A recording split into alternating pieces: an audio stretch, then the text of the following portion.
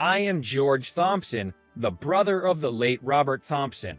Thank you sincerely for taking time out of your busy day to attend his funeral. I struggled to hold back my grief and delivered the eulogy. By the time I rushed to the hospital, my bro had already passed away. It was a tragic accident at a clear intersection due to a red light violation. Apparently, the driver was texting on his smartphone and didn't notice the red light. I received an apology from the culprit, but there was no way I could forgive. Despite my usually stoic demeanor, I found myself unable to suppress my bubbling anger and exploded in rage. Robert left behind a memento, his beloved daughter, Emily, who just turned 2. We brothers lost our parents in an accident at a young age and were raised by our grandparents. Robert, who had longed for a family, married young but was unable to have children for a long time. After undergoing fertility treatment, his wife Mary finally got pregnant in their 10th year of marriage. I was overjoyed when I heard the news and congratulated them. But during childbirth, Mary's amniotic fluid entered her bloodstream. She developed amniotic fluid embolism. She was transported from the birthing center to the general hospital, but it was too late, and she passed away. Knowing this, I was engulfed in deep regret, thinking that if she had given birth at our hospital, we might have been able to respond promptly. Robert strived to raise her as a single father. Emily is our precious daughter, whom Mary protected with her life.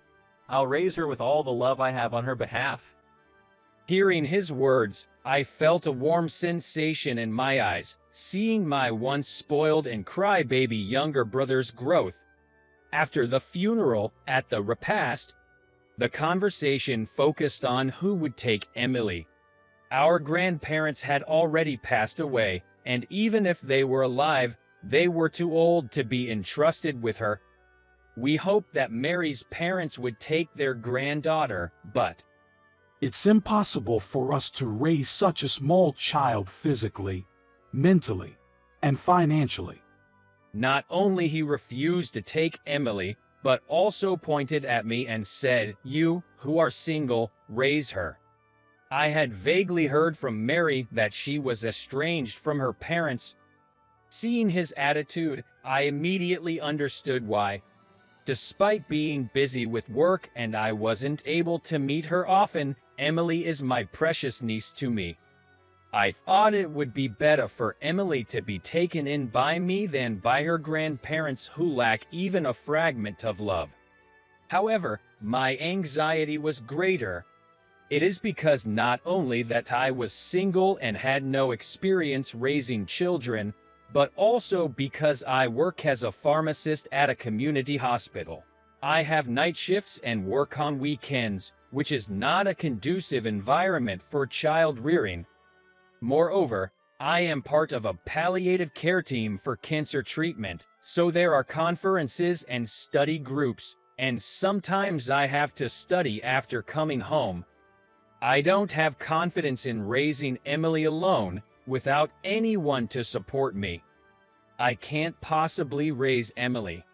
Just as I was about to say that, Emily, who was sitting on my lap, clung tightly to me. Where does such a small child get such strength? It was a surprising force. While clinging, she presses her small head tightly against my chest.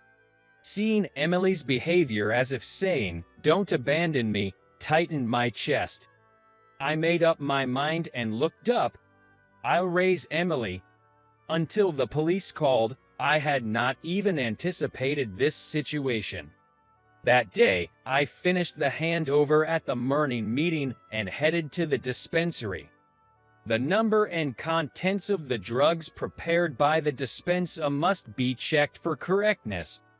Sometimes, I review patients' medical records to verify whether their prescribed medications are appropriate based on their lab results.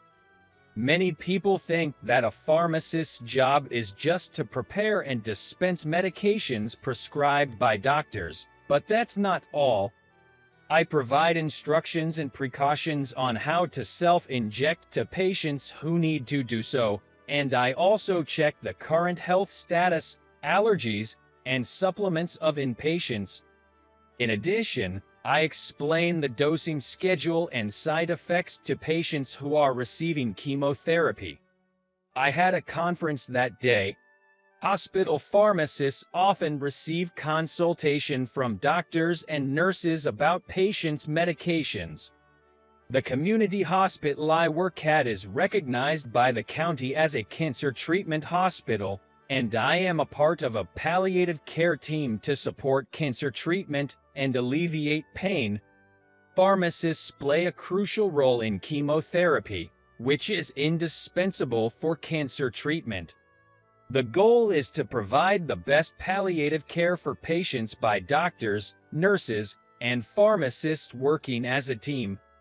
After the conference ended, I headed to the cafeteria for a late lunch. Hi. As I was about to eat, Dr. Patricia sat next to me. She is a female doctor working at our hospital and is also a member of the palliative care team. She is beautiful, intelligent, and forthright.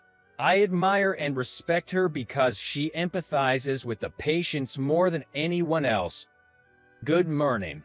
The discussion about the latest cancer treatment in Europe was very interesting. Whether we can introduce it in our hospital or not. Dr. Patricia gives a wry smile. It's hard to implement ideal practices due to financial constraints. Dr. Patricia probably has a lot to think about the country healthcare system because she had training at a hospital in Europe. She found out she was pregnant during the training, came back to give birth, and became a single mother. It might not have been what she wanted, but it's reassuring to have an excellent doctor like her at our hospital. Buzz, buzz. My smartphone vibrates on the table. Cell phones were banned in the hospital due to their potential effects on medical devices. However, with improvements in cell phone technology and enhancements in medical device functions, they can be used as long as the location and manners are respected. Of course, I don't use it during work hours, but I keep it at hand during lunch breaks. Excuse me. Suspicious of the unknown number displayed, and nervously answered the call. Is this Mr. George Thompson's cell phone? I tensed up at the unfamiliar male voice. Yes, it is. I'm from the police. Your family member, Mr. Robert Thompson, has been in an accident. Can you come to the hospital I'm about to mention? Dr. Patricia told me that she would notify the pharmacy department, and I explained the situation to the head of the pharmacy department I met on the way to the lobby, then jumped into a taxi. Still in shock and not sure whether it's real, I kept telling myself that Robert must be fine, it must be minor injuries. Time has passed since the funeral, and I'm starting to accept the reality that he is gone. That's largely due to the presence of Emily. Emily, wait. I'm making dinner now. I bounce Emily on my back, who is crying and wailing, and stand in the kitchen. When she finally stops crying, Emily stiffens up and I get nervous. Right after that, oh no, it stinks. I need to change her diaper. I'm constantly busy with taking care of Emily, with no time to grieve. Until now, I led a carefree bachelor life, not caring if my room was dirty, laundry piled up, or if I ate convenience store meals every day. But Emily can barely walk, and the moment I take my eyes off her, she tries to touch the power outlet, puts anything into her mouth. I need her diaper changed, and I can't just feed a 2-year-old convenience store meals. She must be feeling stressed since her dad's passing, as she wakes up many times in the middle of the night and she cries hard if I even slightly move away from her. Even when I'm in the bathroom, she bangs on the door crying, so lately, I've been using the bathroom with the door open. I don't know much about the language development of 2-year-olds, but Emily can only speak a few words, and it's hard to communicate with her. When she throws a tantrum on the floor, turning red and wailing, I don't know what to do and I feel like crying myself. I was able to take 10 days off as bereavement leave after explaining the situation, but with things as they are, I'm increasingly worried if I can really raise her. The biggest problem was finding a daycare. I tried every daycare in the neighborhood, but they are all full. Furthermore, there's no daycare that can accommodate night shifts.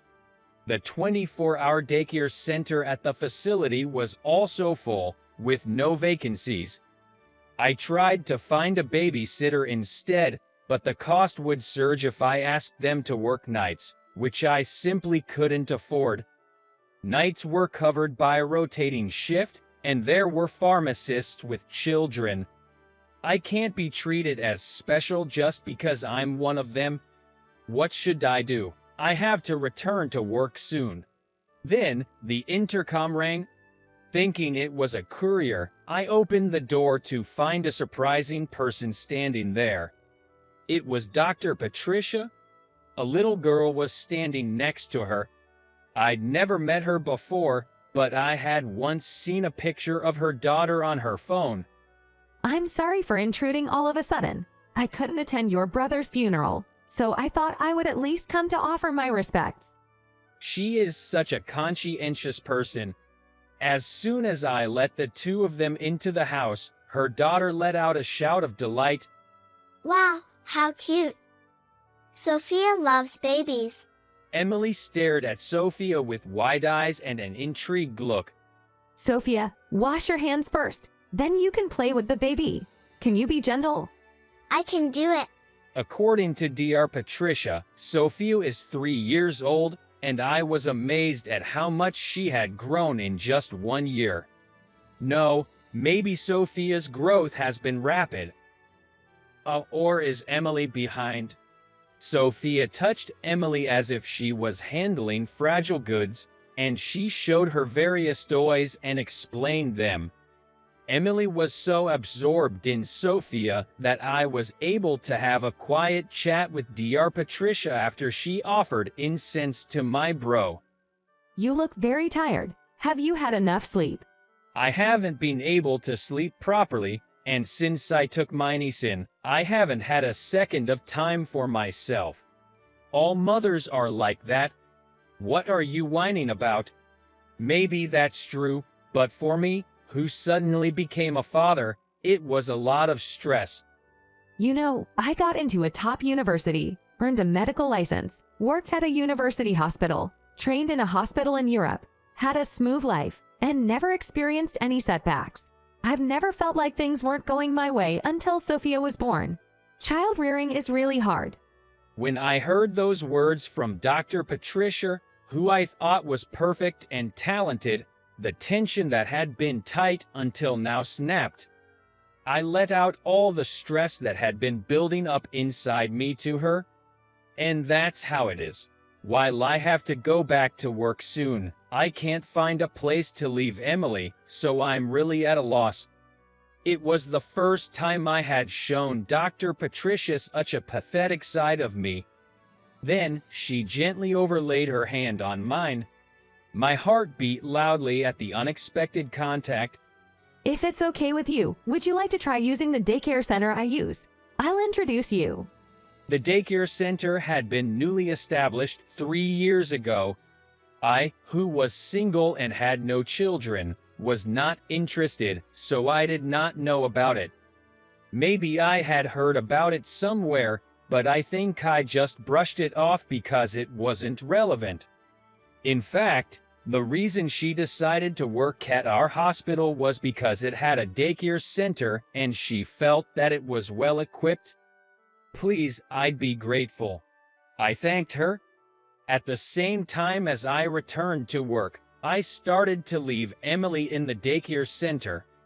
There were also pharmacists among my colleagues who had children, and not only did they give me a lot of warm words knowing that I had taken in my niece, but they also gave me advice on child rearing and informed me about assistance from the government. Until now, I had only interacted with them as work colleagues, but hearing about their children and home life made me feel closer to them, and I felt that the distance between us had narrowed. There are many things that make me glad I put Emily in the daycare center.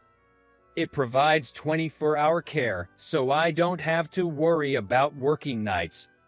I feel secure knowing that experienced and skilled caregivers, not the hospital, are taking care of her because the management is outsourced to a professional company.